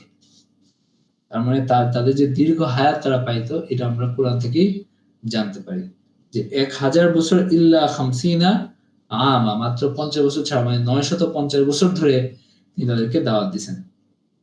একইভাবে হযরত ইব্রাহিম আলাইহিস সালাম, তখন এরপরে আল্লাহ তাকে মুক্তি দিলেন এবং এটা দুনিয়াবাসীর জন্য এটাকে একটা আয়াত বা নিদর্শন বানাইলেন। এবং ইব্রাহিম আলাইহিস সালাম তার জাতিকে বললেন যে ওয়াত্তাকু, আল্লাহকে ভয় করো, এটা তোমাদের জন্য ভালো, এবং যাদের ইবাদত তোমরা করো, এগুলো এরা তোমাদের কোনো ক্ষতি করার ক্ষমতা রাখে না, তোমাদের কোনো উপকার করারও ক্ষমতা রাখে না, এবং তোমাদের রিজিক দেওয়ারও ক্ষমতা রাখে না। যাই হোক, শেষ পর্যন্ত তারাও এটাকে তাদের কিছু মানুষ যারা এটাকে অস্বীকার করছিল, তাদের উপরে শাস্তি আসছে। বা মূলত এখানে ইব্রাহিম আলাইহিস সালামের যে তিনি তাদেরকে দাওয়াত দিয়েছেন সেই কথা এই রুকুতে আসছে। তৃতীয় নম্বর রুকুতে হযরত ইব্রাহিম আলাইহিস সালামের সম্প্রদায় তাকে জীবন্ত আগুনে পোড়ানোর চেষ্টা করে, কিন্তু আল্লাহ তাকে রক্ষা করেন, এই কথা আসছে। ফামা কানা জাওয়াবা কওমিহি ইল্লা আন ক্বালু ইকতুলুহু আও হারিকুহু ফানজাহু আল্লাহু মিনান নার, তার কওম তিনি তার দাওয়াতের জবাবে তারা বলল যে একে হলো হয় হত্যা করা হবে, নয়তো তাকে আগুনে পুড়িয়ে মারা হবে। এবং অন্য জায়গায় আমরা পড়ে আসছি যে কিভাবে তাকে আগুন শীতল করে দেওয়া হয়েছিল ইব্রাহিম আলাইহিস সালামের জন্য। তো তারা তাকে অগ্নিকুণ্ডে নিক্ষেপ করছিল, কিন্তু তিনি বেঁচে গেছিলেন। তো এরপরে ওয়াকালা ইন্নামাত্তাখাযতুম মিন দুনিল্লাহি আওসানা মাওয়াদ্দাতা বাইনাকুম ফিল হায়াতিদ দুনিয়া। ইব্রাহিম আলাইহিস সালাম আরো বললেন যে তোমরা তো আল্লাহর পরিবর্তে মূর্তিগুলোকে উপাস্য রূপে গ্রহণ করছো। সুম্মা ইয়াউমাল কিয়ামাতি ইয়াকফুরু বা'দুকুম বিবা'দিন ওয়া ইয়ালআনু বা'দুকুম বা'যা। পরে কিয়ামতের দিন তোমরা একে অন্যকে অস্বীকার করবে এবং পরস্পরকে লানত দিবে। ওয়া মাওয়াকুমুন নার ওয়া মা লাকুম মিন নাসিরিন। আর তোমাদের আবাস হবে জাহান্নাম এবং তোমরা কোনো সাহায্যকারীও পাবে না। তো ফাআমানা লাহু লূত আলাইহিস সালাম তার প্রতি বিশ্বাস স্থাপন করলেন আর তিনি বললেন যে ইন্নী মুহাজিরুন ইলা রাব্বি ইন্নাহু হুয়াল আজিজুল হাকিম। আমি আমার রবের উদ্দেশ্যে হিজরত করছি, নিশ্চয়ই তিনি পরাক্রমশালী প্রজ্ঞাময়। এবং আল্লাহ তাকে ইসহাক এবং ইয়াকুবকে দান করলেন। তো ইব্রাহিম ইসলামের ভাতিজা লূত আলাইহিস সালাম একমাত্র যিনি ইব্রাহিমকে ঈমান আনার কথা নিশ্চিত করলেন এবং শেষ পর্যন্ত তাকেও নবী হিসাবে এক জায়গায় পাঠানো হলো এবং মানে সমকামী জাতির প্রতি রাসূল হিসাবে প্রেরণ করা হলো। এই কথাও এখানে আছে। ওয়ালুতান ইয ক্বালা লিকাওমিহি ইন্নাকুম লাতাতুনাল ফাহিশাতা মা সাবাকাকুম বিহা মিন আহাদিন মিনাল আলামিন। আর লূত আলাইহিস সালাম কিভাবে তাদেরকে দাওয়াত দিয়েছিলেন সেই কথা এখানে বর্ণিত হয়েছে যে তিনি বলছিলেন যে তোমরা এমন এক অশ্লীল কাজে লিপ্ত হয়েছো যেটার আগে কোনো দৃষ্টান্ত নাই। যাই হোক, এরপরে চতুর্থ রুকুতে আল্লাহ ওই ঘটনা বলছেন যেটা আমরা আগে পড়ে আসছি যে মানে হলো যে কিভাবে ওই ফেরেশতারা ইব্রাহিম আলাইহিস সালামের কাছে সুসংবাদ নিয়ে আসছে এবং তারা বলছে যে আমরা ওই জাতিকে ধ্বংস করে দিব। মানে ওই যে হযরত লূত আলাইহিস সালাম দাওয়াত দিয়েছেন, এরপরেও তাদের যে লাভ হয় নাই, তারা যে ওই তাদের কাছ থেকে বিরত হয় নাই, মানে হলো তখন তিনি বললেন যে সেখানে তো লূত আছে। তখন তারা বলল যে আমরা জানি যে সেখানে কাকে আমরা মুক্তি দিব এবং মানে আমরা জানি তিনি সেখানে আছেন এবং আমরা তাকে মুক্তি দিব এবং তার পরিবারকেও মুক্তি দিব, তবে তার স্ত্রী সে হলো মুক্তি পাবে না, যেহেতু সে ওই তাদের অপকর্মে সহায়তা করত। তখন ক্বালা ওয়ালাম্মা জাআত রুসুলুনা লূতান সিআ বিহিম ওয়া দাকা বিহিম যারা। যখন আমার ফেরেশতারা লূতের কাছে আসলো তখন তাদের জন্য তিনি বিষণ্ণ হয়ে পড়লেন এবং নিজেকে তাদের রক্ষায় অসমর্থ মনে করলেন এবং তারা বলল ভয় করবেন না, দুঃখ করবেন না, আমরা আপনাকে এবং আপনার পরিজন বর্গকে রক্ষা করব, আপনার স্ত্রী ছাড়া সে তো মানে তাদের সাহায্যকারী পিছনে অবস্থানকারীদের অন্তর্ভুক্ত, মানে সে পিছনেই থেকে যাবে, মানে সে হলো ধ্বংস হবে। তো যাই হোক, এরপরে মানে নিশ্চয়ই আমরা এই জনপদ বাসীদের উপর আকাশ থেকে শাস্তি নাযিল করব, তারা বললেন। এরপরে যেভাবে মানে তাদের উপর শাস্তি আসলো এবং একইভাবে আদ এবং সামুদ জাতি মাদিয়ানবাসী এবং ফেরাউন রাসূলগণকে অস্বীকার করে এবং ধ্বংস হয়ে যায়। মানে এই এদের কথাও এখানে বলা হয়েছে দৃষ্টান্ত হিসাবে। রুকু নাম্বার 5 এ নামাজ মানুষকে অশালীন কাজ থেকে দূরে রাখে এই কথা বলা হয়েছে এবং আহলে কিতাবদের সাথে তর্ক করো না জ্ঞানী ব্যক্তি ছাড়া, এই কথা এখানে বলছেন। 5 নম্বর রুকুতে আল্লাহ বলেন উতলু মা উহিয়া ইলাইকা মিনাল কিতাব, আপনি আপনার কাছে যে ওহী আসছে এটা পড়েন এবং আকিমিস সালাহ, নামাজ কায়েম করেন। ইন্নাস সালাতা তানহা আনিল ফাহশাই ওয়াল মুনকার, সালাত মানুষকে অসৎ কাজ থেকে খারাপ কাজ থেকে দূরে রাখে। ওয়ালা যিকরুল্লাহি আকবার, আর আল্লাহর জিকির এটা সর্বশ্রেষ্ঠ। ওয়াল্লাহু ইয়ালামু মা তাসনাউন, তোমরা যা করো আল্লাহ তা ভালো জানেন। ওয়ালা তুজাদিলু আহলাল কিতাবি ইল্লা বিল্লাতি হিয়া আহসান, তোমরা আহলে কিতাবদের সাথে উত্তম পন্থা ছাড়া বিতর্ক করবে না, মানে তাদের সাথে উত্তম পন্থায় বিতর্ক করো। ইল্লাল্লাযিনা যালামু মিনহুম ওয়া কুলু আমান্না, তবে তাদের সাথে করতে পারো যারা তাদের মধ্যে জুলুম করছে, তাদেরকে তোমরা জবাব দিতে পারো, তবে এমনিতে তাদের সাথে মানে ভালো উত্তম ভাবে বিতর্ক করো। ইলাহুকুম ওয়া ইলাহুনা ইলাহুকুম ওয়াহিদ, আমাদের রব এক, আর তাদের বলো আমাদের প্রতি এবং তোমাদের প্রতি যা নাজিল হয়েছে তাতে আমরা ঈমান এনেছি, আর আমাদের ইলাহ আর তোমাদের ইলাহ তো একই, আর আমরা তারই প্রতি আত্মসমর্পণকারী। ওয়াকাযালিকা আনজালনা ইলাইকাল কিতাব, যাই হোক, তো এটা এখানে এই উপদেশ আমরা মুসলমানদেরকে দেওয়া হয়েছে। এরপরে 6 নম্বর রুকুতে যারা মিথ্যা বিশ্বাস করে এবং আল্লাহকে অবিশ্বাস করে তারা ক্ষতিগ্রস্ত হবে এবং কত প্রাণ আছে যারা নিজেদের জীবিকা বহন করে না, আল্লাহ তাদের রিজিকের ব্যবস্থা করেন ঠিক যেভাবে তোমার জন্যও করেন। ওয়াকাইয়্যিম মিন দাব্বাতিন লা তাহমিলু রিজকাহা, মানে এমন অনেক জীবজন্তু আছে যারা নিজেদের রিজিক মজুদ রাখে না, আল্লাহই রিজিক দান করেন এবং তাদেরকে এবং তোমাদেরকে তিনি সর্বশ্রোতা সর্বজ্ঞ। মানে তোমরা তো রিজিকের জন্য অনেক উতলা হয়ে থাকো, মানে এটা কি, আগামীকাল কি হবে, আগামী ১ বছর কি হবে, এটা নিয়ে অনেক চিন্তা ভাবনা করো। অনেক প্রাণী এরকম আছে যারা নিজেদের রিজিক বহন করে না, কিন্তু আল্লাহ তাদেরকে ঠিকই খাওয়াচ্ছেন যেভাবে তোমাদেরকে খাওয়াচ্ছেন। তো এখানে এই কথা বলা হয়েছে।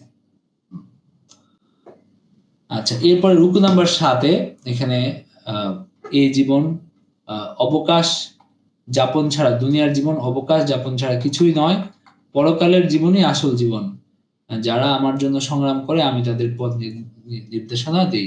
মানে যারা আমার পথে মুজাহাদা করে, মানে যারা জ্ঞানের পথে সাধনা করে, ওয়াল্লাযিনা জাহাদু ফিনা লানাহদিয়ান্নাহুম সুবুলানা, মানে যারা হলো মানে সঠিক পথ অনুসন্ধান করে আল্লাহ তাদেরকে সঠিক পথের দিশা দেন, কথা আল্লাহ এখানে বলছেন।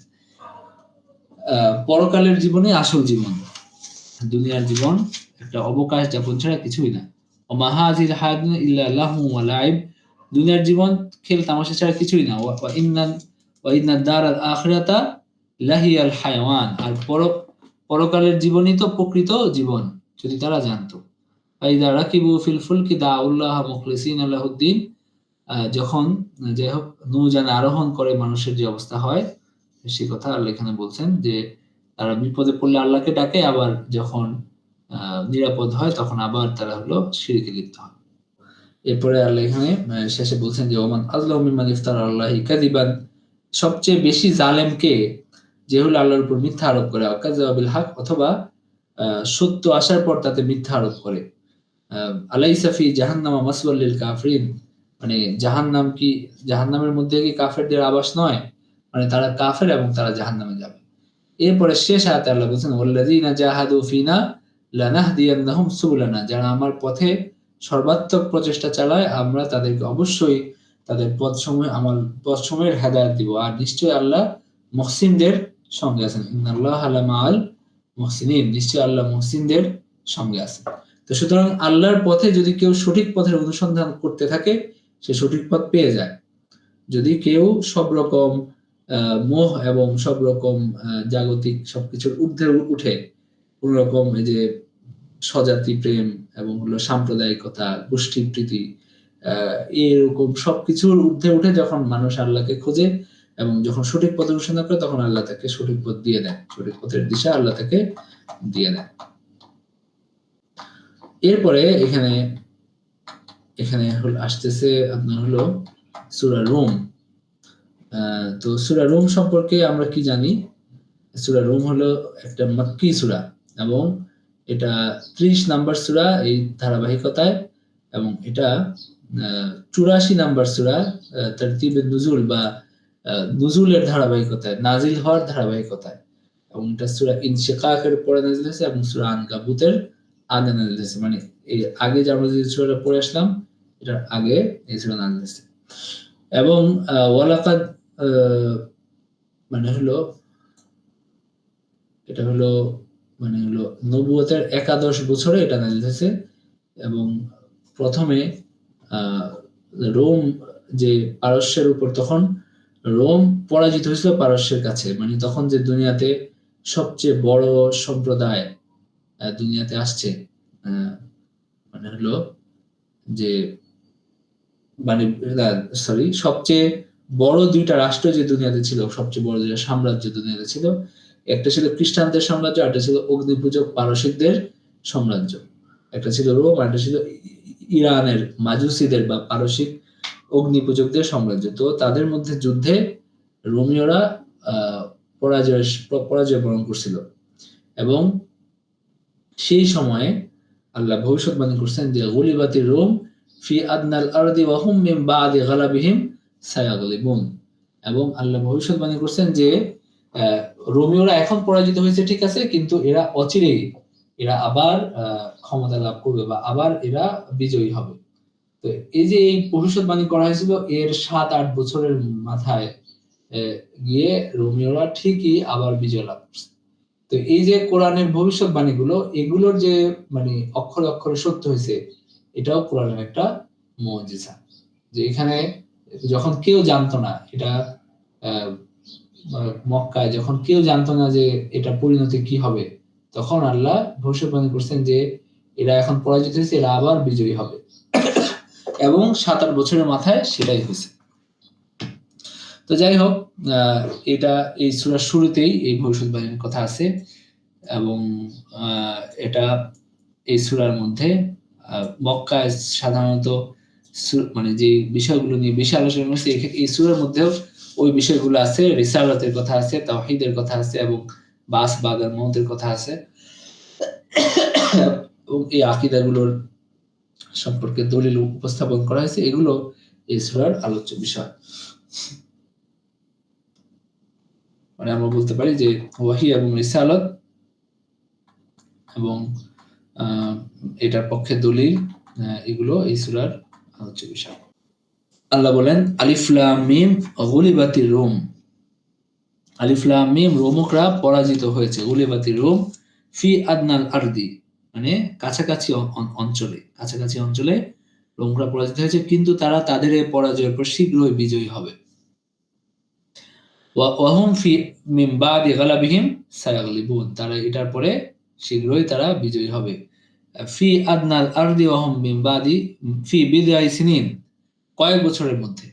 ফি বিদাই সিনিন, কয়েক বছরের মধ্যে। ওয়ালিল্লাহিল আমরু মিন ক্বাবলু ওয়া মিন বাদ, এবং এটা আল্লাহরই ক্ষমতা আগে এবং পরে। ওয়া ইয়াউমা ইযিন ইয়াফরাহুল মুমিনুন, এবং একদিন মুমিনরা খুশি হবে।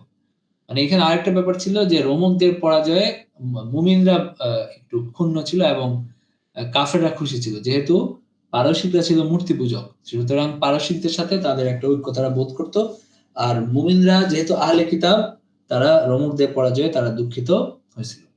তো এরপরে যখন রোমক মানে আল্লাহ বললেন যে কিছু বছরের মধ্যে, ফি বিদায়ী সিনিন, এই কথাও আল্লাহ বলে দিয়েছেন যে কয়েক বছরের মধ্যে, এরকম না যে কখনো বিজয়ী হবে কোনো কালে, এরকম না, বরং এটাও বলে দিয়েছেন যে কয়েক বছরের মধ্যেই হবে, এবং সেটাই হয়েছে। তো এই ভবিষ্যৎবাণীটা তখনকার সময়ে, মানে যখন এই ভবিষ্যৎবাণীর কথা রোমক সাম্রাজ্যে গেছে, এবং এটা নিয়ে মানে কিছু আলোচনা তখনও হয়েছে। মানে হলো তারাও জানতে পারছে যে এরকম একটা ভবিষ্যৎবাণী করছেন ওই রকম, মানে ওই মক্কার একজন নবী। এবং হলো পরবর্তী যখন তাদের কাছে দাওয়াত গেছে, তখন সেটাও তারা তাদের একটা জানাশোনার মধ্যে ছিল, এবং ওইটাও কিছু প্রভাব রাখছে। এবং পরবর্তীতে তারা হযরত ওমরের খেলাফত আমলে তাদের এই পুরা অঞ্চলটাই মুসলমানদের নিয়ন্ত্রণে চলে আসছে। যদিও পারসিকরা ধ্বংস হয়ে গেছে, পারসিকরা তারা হলো বেয়াদবি করছে এবং তারা পুরোপুরি ধ্বংস হয়ে গেছে। রোমক সাম্রাজ্য কিন্তু দীর্ঘদিন ছিল, মানে এরা মুসলমানদের হাতে অনেক অঞ্চল হারাইছে, কিন্তু এদের সাম্রাজ্য এটা ছিল আরো অনেক শত বছর। আপনার হলো বহু বছর পরে এটা হলো ওসমানীয় আমলে তাদের পুরোপুরি উচ্ছেদ হয়েছে, মানে রোমক সাম্রাজ্য পুরোপুরি মুসলমানদের মানে এটা পুরোপুরি ধ্বংস হয়ে গেছে। এর আগ পর্যন্ত রোমক সাম্রাজ্য ছিল। তো যাই হোক, এখানে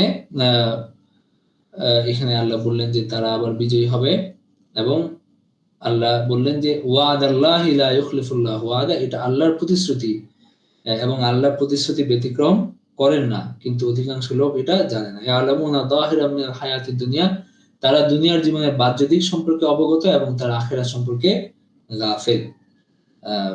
এখানে একটা ঘটনা ওই জায়গায় আছে, ঘটনাটা বলে দেই।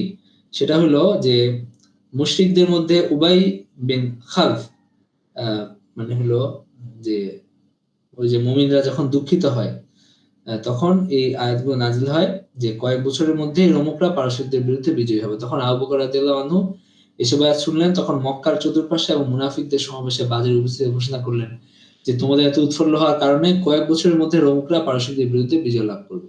তখন উবাই বিন খালফ সে ধরল এবং বলল, তুমি মিথ্যা বলছো, এটা কখনোই হবে না, এটা হতে পারে না। তখন আবু বকর রাদিয়াল্লাহু আনহু বললেন যে আল্লাহ, মানে তুমি মিথ্যাবাদী, এটা বললেন। এবং এই ঘটনার জন্য আমি বাজি রাখতেও প্রস্তুত আছি। তিনি বললেন যে এই ঘটনার জন্য আমি বাজি রাখতেও প্রস্তুত আছি যদি 3 বছরের মধ্যে রোমকরা বিজয়ী না হয়। মানে বিদউন শব্দটা এটা হলো বেজোড় বোঝায়।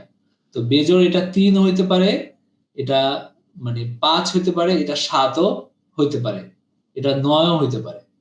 তো এইজন্য তিনি মনে করলেন যে এটা হয়তো 3 বছরের মধ্যে হবে। তিনি বললেন যদি 3 বছরের মধ্যে যদি মানে রোমকরা বিজয়ী না হয় তবে তোমাকে আমি 10 টা উট দিব। তখন উবাই বিন খালাফ এতে সম্মত হয়েছে। ঠিক আছে আমরা এই বাজি তিনি ধরলেন আরকি।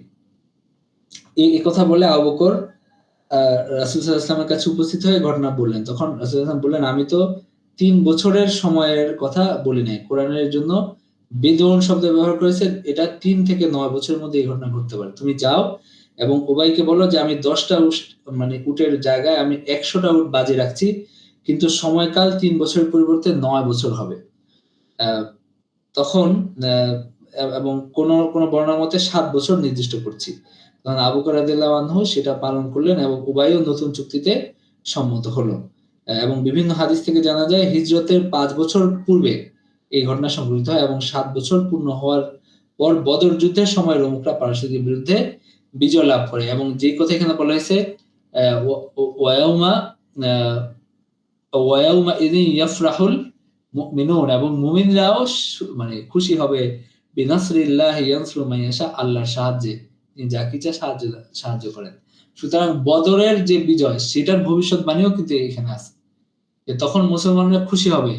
এটা ওই বদরের সময় তারা ওই পারসিকরাও রোমানদের কাছে পরাজিত হয়েছে এবং মুশরিকরাও মুমিনদের কাছে পরাজিত হয়েছে বদরের যুদ্ধে এবং আল্লাহ যে ওয়াদা করছিলেন সেটা তিনি সত্যে পরিণত করছেন। এই যে এই ঘটনাগুলি ছোট ছোট ঘটনাগুলো এগুলো কিন্তু অনেক প্রভাব রাখছে পরবর্তীতে মানুষ যে দলে দলে ইসলাম গ্রহণ করছে এটার জন্য। যারা মানে উহুদের পরাজয়ের পরে অনেকে মানে আস্তে আস্তে কিন্তু অনেকেই ইসলাম গ্রহণ করছে এবং এই ছোট ছোট ঘটনাগুলো তাদের তাদের জন্য একটা দলিল হিসাবে তাদের সামনে ছিল এবং মক্কা বিজয়ের পর তো পুরো আরব দলে দলে ইসলাম গ্রহণ করছে। এই সমস্ত ঘটনাগুলো এগুলো কিন্তু চর্চিত হয়েছে মানে আরবে বিভিন্ন জায়গায় যেরকম ভবিষ্যৎবাণী করা হয়েছে এবং এটা যে মানে সত্যি পরিণত হয়েছে এই বিষয়গুলো এগুলো একটা ব্যাপক চর্চার বিষয় ছিল এবং এটার মানুষের হেদায়েতের জন্য এটার একটা প্রভাবও ছিল। তো যাই হোক এবং এখানে দ্বিতীয় নম্বর রুকুতে আল্লাহ বলছেন যে আল্লাহ মানুষকে সৃষ্টি করেন এবং তার পুনরাবৃত্তি করেন এবং আল্লাহর কাছেই প্রত্যেকের সেই বিষয় বিচারের জন্য ফিরে যাবে। এটা হলো দ্বিতীয় নম্বর রুকুর আলোচ্য বিষয়। 3 নম্বর রুকুতে মানুষ, তার সঙ্গী, আসমান এবং জমিন, ভাষা এবং বর্ণ, নিদ্রা এবং কাজের সন্ধান, বিদ্যুৎ এবং বৃষ্টি, ফসল সবই আল্লাহর নিদর্শন। এই কথা আল্লাহ এখানে বলছেন। আল্লাহর বিভিন্ন নিদর্শনের কথা তিনি বলছেন যে হলো আল্লাহ বলছেন ওয়ামিন আয়াতি আন খালাকাকুম মিন তুরাব, আল্লাহ নিদর্শন যে তিনি তোমাদেরকে মাটি থেকে সৃষ্টি করছেন এবং তিনি তোমাদের মধ্য থেকে মানে আলাদা আলাদা আয়াতে আল্লাহ নিদর্শনগুলোর কথা বলা হয়েছে যে তিনি তোমাদের মধ্য থেকে তোমাদের সঙ্গী সৃষ্টি করছেন এবং তোমাদের মধ্যে ভালোবাসা এবং দয়া সৃষ্টি করছেন এবং তোমাদের এটাও আল্লাহ নিদর্শন যে মানে যে তোমাদের যে ভাষা ভিন্ন, তোমাদের বর্ণ ভিন্ন, মানে আল্লাহ দুনিয়াতে বহু ভাষা এবং বহু বর্ণ দান করছেন, এটাও আল্লাহর একটা নিদর্শন এবং একই সাথে তোমাদের মানে রাতে এবং দিনে তোমাদের যে ঘুম এটাও আল্লাহর নিদর্শন এবং আল্লাহর নিদর্শন হিসাবেই তিনি তোমাদেরকে এই যে বিদ্যুৎ চমকিত হয় এবং তোমরা আশান্বিত হয় আবার ভয়ও পাও, এগুলো সবই আল্লাহর নিদর্শন এবং একইভাবে মানে তাকুমাস সামা ওয়াল আরদু বিআমরি, তারই আদেশে আসমান এবং জমিনের স্থিতি বজায় থাকে। এই সবই আল্লাহর নিদর্শন হিসাবে দুনিয়াতে আছে এবং আল্লাহর অস্তিত্বের নিদর্শন হিসাবে এগুলো আমরা গ্রহণ করতে পারি। তো রুকু নাম্বার 4 এ জালিমরা নিজের খেয়াল খুশির অনুসরণ করে, তাদের প্রকৃত কোনো জ্ঞান নাই। প্রকৃত বিশ্বাস ও নানা দলে বিভক্তির স্বরূপ, কথা এখানে এই বিষয়ে এটা এই জায়গায় আলোচনায় আসছে। وضرب لكم مثلا من أنفسكم هل لكم مما ملكت أيمانكم وضرب لكم مثلا من أنفسكم আল্লাহ তোমাদের জন্য তোমাদের নিজেদের মধ্যে তিনি দৃষ্টান্ত পেশ করেছেন এবং তোমাদেরকে আমরা যে রিজিক দিয়েছি তোমাদের অধিকারভুক্ত দাসদাসীদের কেউ কি তাতে অংশীদার হয়, ফলে তোমরা কি এই ব্যাপারে সমান? তোমরা কি তাদেরকে সেরূপ ভয় করো যেরূপ তোমরা পরস্পর পরস্পরকে ভয় করো? এভাবে আমরা নিদর্শনাবলী বিস্তারিত বর্ণনা করি সে সম্প্রদায়ের জন্য যারা অনুধাবন করতে পারে। মানুষ যখন দুঃখ দুর্দশায় পড়ে তখন তারা আল্লাহকে ডাকে, কিন্তু যখন আল্লাহ অনুগ্রহ করেন তখন শিরক করতে থাকে। এটা মানুষের একটা স্বভাব। এবং আত্মীয়কে তার প্রাপ্য দেওয়ার হুকুম আল্লাহ দিয়েছেন এবং দরিদ্র ও মুসাফিরকেও তাদের প্রাপ্য দেওয়ার হুকুম দিয়েছেন। সুতরাং আত্মীয় স্বজনদের খোঁজ খবর রাখা, নিজেরা সামর্থ্য থাকলে তাদের সাহায্য করা, এটা আল্লাহর নির্দেশ। আল্লাহ এখানে বলছেন যে ফাআতি যাল কুরবা হাক্কাহু ওয়াল মিসকিন ওয়া ইবনাস সাবিল, তোমরা আত্মীয়দেরকে তাদের হক দিয়ে দাও, তার মিসকিনকে বা দরিদ্রদের তাদের হক দিয়ে দাও, ওয়া ইবনাস সাবিল এবং মুসাফির যারা অসহায় তাদেরকে তাদের হক দাও, মানে হলো তাদেরকে তোমরা সাহায্য করো। যালিকা খায়রুল লিল্লাযিনা ইউরিদুনা ওয়াজহাল্লাহ, যারা আল্লাহর সন্তুষ্টি কামনা করে এটা তাদের জন্য উত্তম। উলাইকা হুমুল মুফলিহুন, এবং তারাই সফলকাম। ওমা আতাইতুকুম মিন রিবান লিয়ারবুয়া ফি আমওয়ালিন নাস ফালা ইয়ারবু ইনদাল্লাহ ওমা আতাইতুম মিন যাকাতিন তুরিদুনা ওয়াজহাল্লাহ ফাউলাইকা হুমুল মুদাইফুন, তোমরা যে সম্পদ বৃদ্ধির জন্য যে সুদ নাও এটা আল্লাহর কাছে বৃদ্ধি হয় না। আল্লাহ ইয়ামহাকুল্লাহু রিবা ওয়া ইউরবিস সাদাকাত, আল্লাহ সুদকে ধ্বংস করে দেন এবং সাদকাকে তিনি বাড়িয়ে দেন। এবং সদকা হলো বরকতের কারণ হয় আর সুদ হলো ধ্বংসের কারণ হয়। তোমরা হলো যেটা আল্লাহর উদ্দেশ্যে তার সন্তুষ্টির জন্য যেটা চাও বা যেটা দান করো সেটা আল্লাহর কাছে দ্বিগুণ সেটা বৃদ্ধি পায়, আর যেটা সুদ সেটা আল্লাহ ধ্বংস করে দেন। এরপরে রুকু নাম্বার 5-এ জমিনে বিশৃঙ্খলা নিজ অপকর্মের ফসল আল্লাহ এখানে বলছেন। এভাবে আল্লাহ নিজের কৃতকর্মের স্বাদ আস্বাদন করেন। যাহারাল ফাসাদু ফিল বাররি ওয়াল বাহরি বিমা কাসাবাত আইদিন নাস, জমিনে যে জলস্থলে বিপর্যয় ছড়িয়ে পড়ে মানুষের কৃতকর্মের কারণে, লিউযিকাহুম বাদাল্লাযী আমিলু, যেন তারা নিজেদের কৃতকর্মের কিছু ফল ভোগ করে। মানে হলো সব ফল তাদেরকে দেওয়া হয় না, কিন্তু কিছু ফল যেন তারা ভোগ করে, এই জন্য এই জমিনে বিভিন্ন বিপর্যয় ছড়িয়ে পড়ে তাদের কৃতকর্মের কারণে। এবং আল্লাহ বলছেন কুল সিরু ফিল আরদি ফানদুরু কাইফা কানা আকিবাতুল লাযিনা মিন ক্বাবল, তোমরা জমিনে বিচরণ করো এবং দেখো বিভিন্ন জাতির পরিণতি কিরকম হয়েছে। তো আল্লাহ রাসূলদের মানুষকে পথ প্রদর্শন করতে প্রেরণ করে, কিছু লোক বিশ্বাস আনে, কিছু লোক প্রত্যাখ্যান করে। আল্লাহ পাপীকে তার ফলাফল দেন, বিশ্বাসীদেরকে সাহায্য করেন। এটা ওই রুকুতে বলা আছে। এরপরে রুকু নাম্বার 6 এখানে আল্লাহ এখানে বলছেন হে রাসূল, আপনি মৃতকে আপনার কথা শ্রবণ করাতে মানে করতে পারবেন না। তিনি আল্লাহ যিনি তোমাদের সৃষ্টি করেছেন এবং বিচার দিবসে বিচার করবেন। মানে কাফের যারা শুনে না তাদেরকে আল্লাহ মৃতদের সাথে তুলনা করছে, যে তাদের অন্তর মৃত্যুবরণ করছে। যাদের অন্তরে সত্য ঢুকে না, যাদের অন্তরে নতুন কিছু ঢুকে না, যারা সত্য উপলব্ধি করতে পারে না, যারা হলো একটা আদিম একটা বিশ্বাস খালি আঁকড়ে ধরে থাকে এবং আর কিছুই তাদের অন্তরে যায় না, তারা আসলে মৃতের মতো। আল্লাহ বলছেন ইন্নাকা লা তুসমিউল মাউতা ওয়া লা তুসমিউস সুম্মা দুআ ইযা ওয়াল্লাউ মুদবিরিন, মানে আপনি তো মৃতকে শোনাতে পারবেন না এবং বধিরকেও শোনাতে পারবেন না যখন তারা মুখ ফিরিয়ে যায়, মানে মুখ ফিরিয়ে চলে যায় যেহেতু তারা, এই কারণে তাদেরকে শোনানো যায় না। এবং ওয়ামা আনতা বিহাদিল উমিয়া আন দালালাতিহিম, আপনি অন্ধদেরকেও পথে আনতে পারবেন না তাদের পথভ্রষ্টতা থেকে। ইন তুসমিউ ইল্লা মা ইউমিনু বিআয়াতিনা ফাহুম মুসলিমুন, যারা আমাদের আয়াতসমূহে ঈমান রাখে শুধু তাদেরকে আপনি শোনাতে পারবেন, কারণ তারা আত্মসমর্পণকারী। এবং এখানে বলছেন যে ইয়াউমা তাকুমুস সাআতু ইউকসিমুল মুজরিমুন মা লাবিসু গায়রা সাআ, মানে যেদিন কিয়ামত আসবে সেদিন যারা অপরাধী তারা কসম করে বলবে যে দুনিয়াতে তারা এক মুহূর্ত কালের বেশি অবস্থান করেনি। তারা ভাববে যে তারা ওই একটুক্ষণ অবস্থান করছে, এটাই তাদের মনে হবে। এবং ক্বালাল্লাযিনা উতুল ইলমা ওয়াল ঈমান, যাদেরকে জ্ঞান এবং ঈমান দেওয়া হয়েছে তারা বলবে যে অবশ্যই তোমরা আল্লাহর লেখা অনুযায়ী পুনরুত্থানের দিন পর্যন্ত অবস্থান করছো, সুতরাং এটাই তো পুনরুত্থান দিন, কিন্তু তোমরা জানতে না। এবং ওই দিন জালেমদের তাদের হলো ওজর আপত্তি এটা কোনো কাজে আসবে না, তারা আফসোস করবে কিন্তু সেটা তাদের কোনো কাজে আসবে না। ওয়ালাকাদ দারাবনা লিন-নাসি ফি হাযাল কুরআনি মিন কুল্লি মাসাল, আর অবশ্যই আমরা মানুষের জন্য এই কোরআনে সব ধরনের দৃষ্টান্ত দিয়েছি। আর আপনি যদি তাদের কাছে কোনো নিদর্শন উপস্থিত করেন, তবে তারা, যারা কুফরি করছে, তারা অবশ্যই বলবে যে তারা তোমরা তো বাতিল পন্থী। ইন আনতুম ইল্লা মুবতিলুন। অর্থাৎ আমি অবশ্যই আমার হক বর্ণনা করেছি, হককে তাদের জন্য স্পষ্ট করেছি এবং হকের জন্য বিভিন্ন প্রকার উদাহরণ তাদের সামনে তুলে ধরেছি, যাতে তারা হক চিনতে পারে এবং হক অনুসরণ করতে পারে। কিন্তু তারা এই নিদর্শনগুলো দেখেও তাদের কোনো পরিবর্তন হয় না। কাযালিকা ইয়াতবাউল্লাহু আলা কুলুবিল্লাযিনা লা ইয়ালামুন, এভাবে আল্লাহ যারা মানে জানে না, তাদের অন্তরে আল্লাহ মোহর মেরে দেন। তারা হলো, তাদের কিছুই আর তাদের অন্তরে ঢোকে না।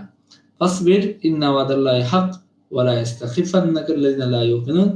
সুতরাং আপনি ধৈর্য ধারণ করুন, নিশ্চয়ই আল্লাহর প্রতিশ্রুতি সত্য, এবং যারা দৃঢ় বিশ্বাসী নয় তারা যেন আপনাকে বিচলিত করতে না পারে। এটা হলো সূরা রোমের শেষ আয়াত। তো আমরা সূরা রোম শেষ করে ফেললাম, মানে আমরা আলোচ্য বিষয়গুলো দেখলাম আর কি, যে এখানে আসলে কি কি বিষয় আলোচনায় আসছে। শেষ করে দিচ্ছি। ওয়া আখিরু দাওয়ানা আলহামদুলিল্লাহি রাব্বিল আলামিন।